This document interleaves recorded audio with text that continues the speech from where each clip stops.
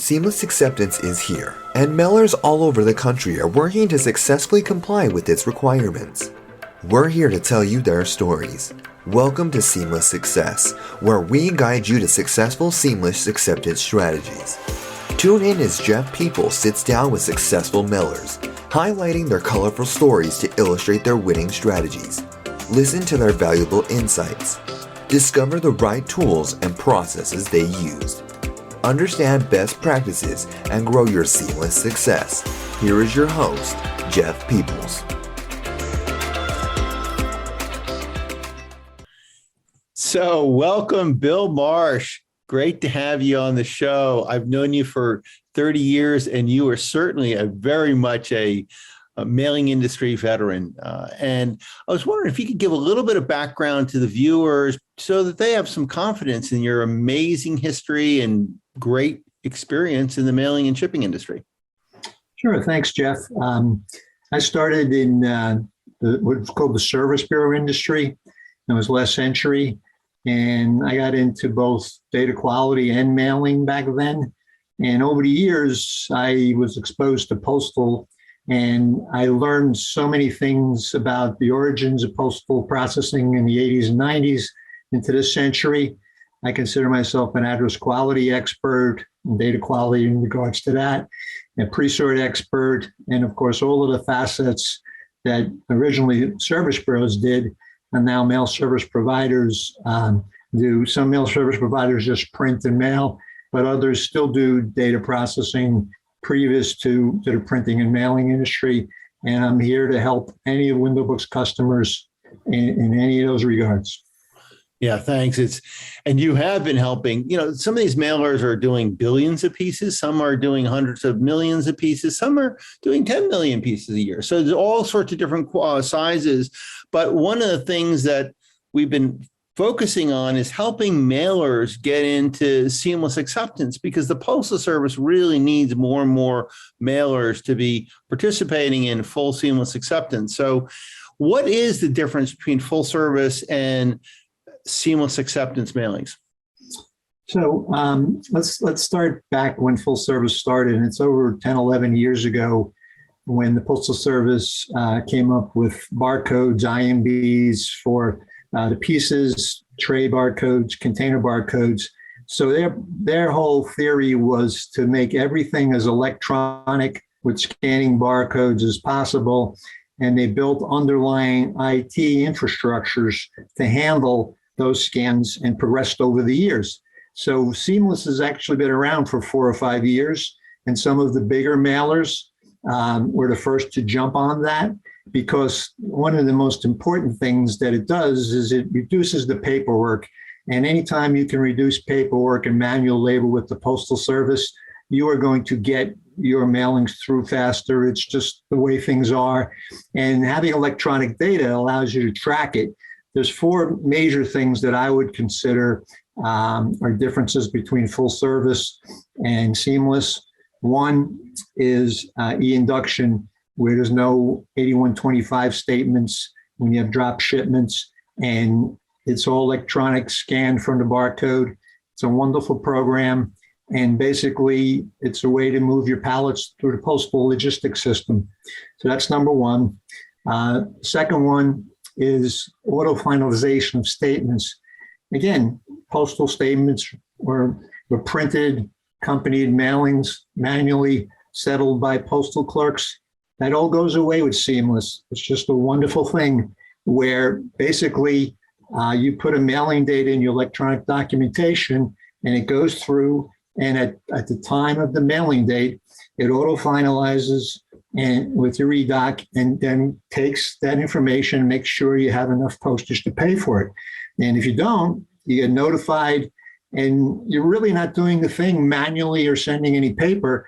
You're electronically communicating with the Postal Service, hands off, and you're being alerted if your mailing went through or not.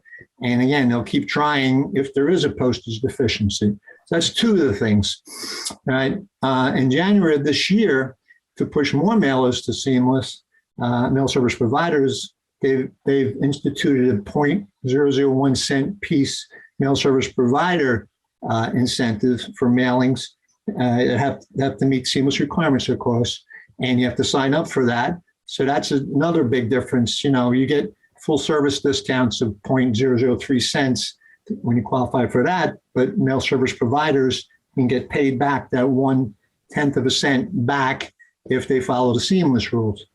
Now, accompanying this, there's been assessments, and the major one that's different between full service and seamless is the undocumented assessment. So what the Postal Service is trying to do is they want to just make sure they're paid for every piece that goes through their systems electronically.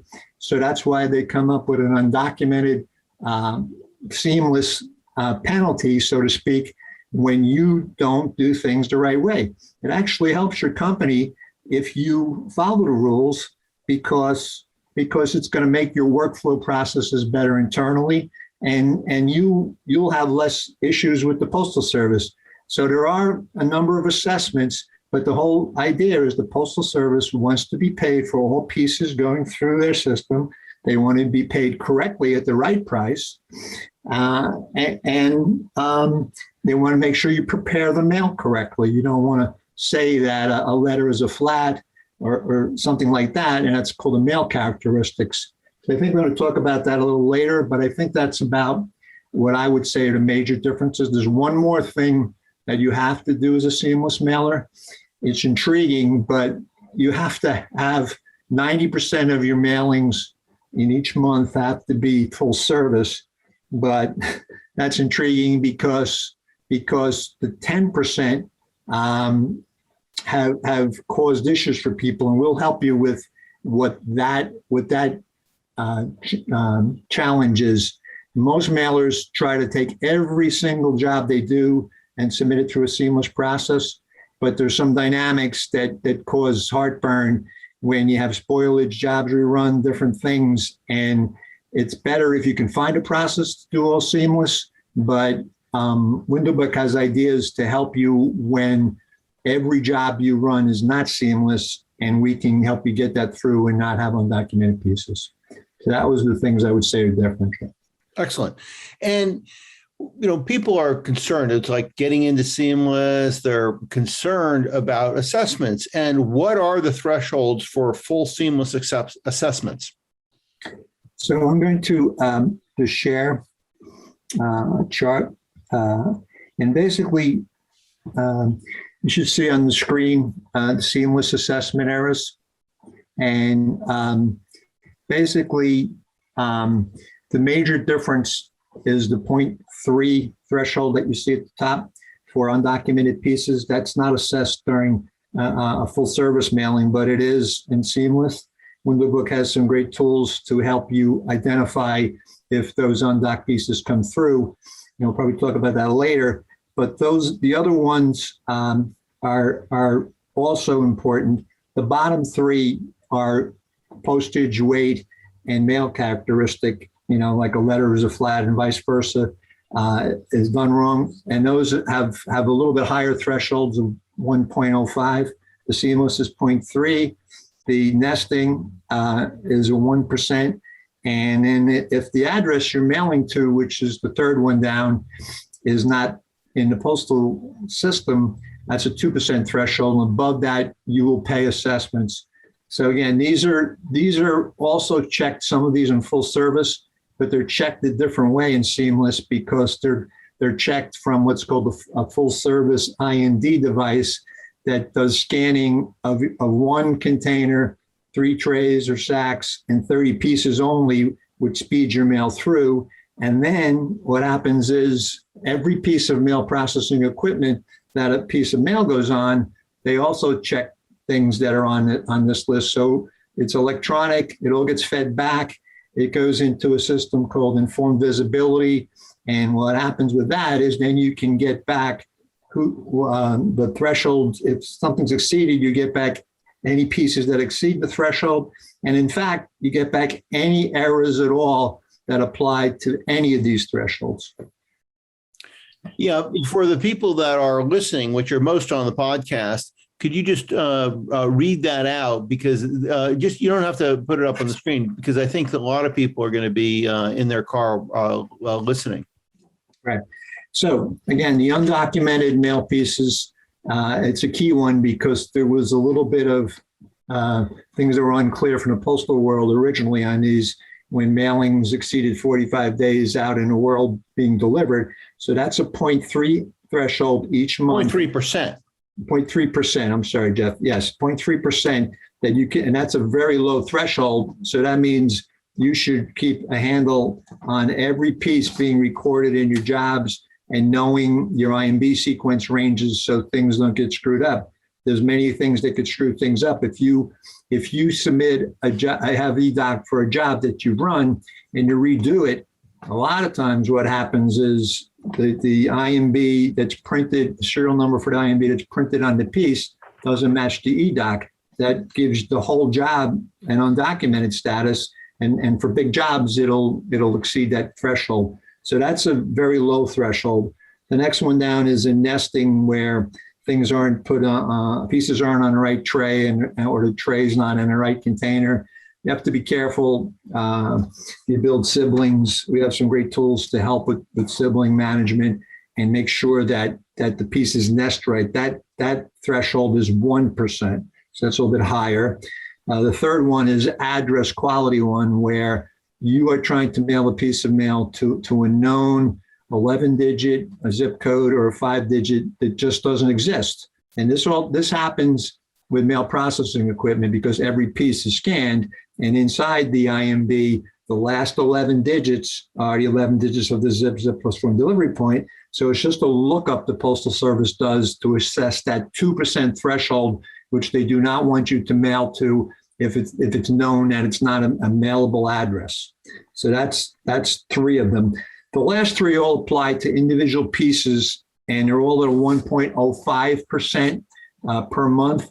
And it's the mail characteristic. Is it a letter? Is it a flat? Is that done correctly? All right. There's the piece weight, which is, sampled and determined too. And that's still at the 1.05% threshold. Pieces have to be correct. And you got to watch out for inserts when you do selective insertion and make sure that the piece weight is right. And the last one is the actual postage amount. All right. And usually if you have the mail characteristic right and you have the weight right, the postage will come out right. So those last 3 are all part of Seamless and all assessed on either with a full service intelligent mail device or on mail processing equipment as they read the mail as it goes through. I think that covers those, Jeff. There's also full service assessments, but those have been around for years, and we want to concentrate on this called on Seamless. Yeah, and if they do get assessment, how can penalties be challenged for, say, undocumented mail pieces? So Window Book has 2 theories about this. Number one is that since we supply technology which is ultimate for handling EDOC, we think it's important for you to know each job and to tie back jobs, and we have great technology to help you do that. So you have to have a good management structure and jobs management yourself. And we've also built a new tool to help you with what's known as a known undocumented log. If you know that you put mail into the postal world and you know that it's paid for, but the IMBs are not right for some reason, we have great new technology which will help you know that before you get the assessment or after you get it to challenge the assessment. So both keeping track of the jobs themselves and using our new technology and keeping an unknown undocumented log will help that. Anything that you know before or after the assessment that you can prove that you paid for the pieces, because going back to the original part of this call, it's important that you have to pay for every piece and you have to pay for the right amount. And if you have undocumented pieces going through, the Postal Service thinks you haven't paid for them, yet you have. So those 2 things will help you in regards to challenging undocumented assessments. The other assessments better workflow control, better scanning of pieces that go on trays. We have tools for that too, like WB Scan, will prevent the other assessments from happening.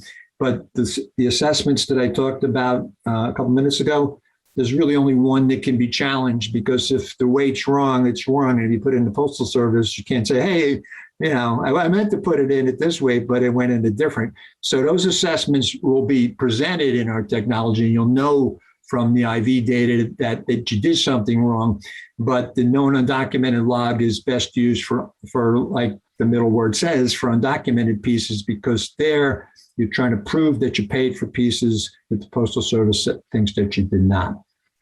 Okay. And do I have to palletize mail in seamless acceptance? This is one of my firmest favorite questions. Years ago, when full service came along, they published a little fact sheet of when you had to palletize. And the fact is that those palletization rules still stand. The Postal Service pushing you into e-induction is important, because you have 8125s, you don't have to submit the paperwork. It's all done from the barcode in the pallet placard. But the fact is that that you most likely will have to palletize based on the original palletization rules if you drop shipping, or if you're at a detached mail unit. And if you have really small mailings and they're seamless and they don't even fill like one row of trays on a pallet, that's not a requirement to do that. So yes, e-induction is for anything that's palletized, and anything that's not, you don't really have to palletize. You could send 5 sacks without a pallet and still claim that it's seamless. So it's not really induction, because you don't have either any special pallet type equipment like a Gaylord or something to put it in. It's all the relationship with the postal place where you're sending the mail and dropping it. But so it's a yes or no answer. Attached mail unit and drop shipping the pallets, yes. Okay. With the induction. Yeah. And I think most mailers want to know about how do they qualify and how do they apply for the mail service provider 1/10 of a cent piece seamless discount, or 1/10 of a cent per piece seamless discount. There's a link at the Postal Pro site about this, but the fact is you have to apply, and you just can't say I want it when you submit the e-doc. So you go to that link and you apply and you say, I'm a mail service provider and I want to get this discount, and I will present the mail and follow all of the rules of seamless. And then what happens if you do that and you're a mail service provider, it takes the e-doc submitter from the e-doc and makes sure that you're a seamless mail service provider for the CRID, and it gives you sort of a refund after the mailing. You don't take it off of the statement as you mail. You get like a rebate at the end of the month for jobs that you submitted that were seamless because you were a mail service provider. Yeah, is that something you could help them out with if they contacted you? Absolutely. I work at WindowBook. My email is bmarsh@windowbook.com. I'd be happy to guide you through how to apply for the seamless incentive as a mail service provider on the Postal Pro site. It's a very straightforward application process. Yeah, they just got to remember to do it. That's it. Yeah. Oh, yeah. Very helpful. And how can mailers tie seamless undocumented pieces to their jobs that were created, the mail piece? How do they tie that together? Right. This can be challenging because, in fact, the Informed Visibility Program, which provides the mail quality data back to you, that tells you you've had some challenges on these assessments, it really doesn't provide your original job data. So Window Book fills the gap. And what we do is with our solutions like that mail, we keep track of the job that was submitted up to Postal One. And then if some of these mail quality data undoc pieces come along back to you, you can delegate that information to us, and we can marry it up in a that mail undoc report and show those to you, who they are by job. We also have built a great new tool called the Intelligent Mail Assessment Platform, and this is going to have even more features to assist you in both challenging assessments and knowing what jobs they came from originally. We're going to build some commingler data exchange features into it also. So if you were trying to do the best job of associating back to the job and challenge these things and find out if they really were paid for, I would definitely use both. Excellent. And what are the benefits of seamless acceptance in your that you've been seeing the mailers have been getting? So the auto finalization is key, and I think that in this challenging world, I'm going to put a slide up again of what the seamless exception, a seamless fact sheet says. But the fact is that it's going to make your world so much more organized if you follow the rules. So if you see the slide, you'll see that it's electronic verification. We talked about that for most of this call. Auto finalization is key because you control postage payment and when it's going to happen. And the mailing date, it triggers off the mailing date and it does it. There's no manual work on your part. There's no submitting statements. You can stretch out a long production cycle if you had a million-piece mailing, 5 days. Let's say you're going to mail it. You can do partial jobs. Our technology will help with that too. And it definitely helps release the mail without the Postal Service doing a thing, right? Because it's automatically going electronically. And feedback and trends is very important because the assessment program is based on the fact that you're being told if you've done something right or wrong.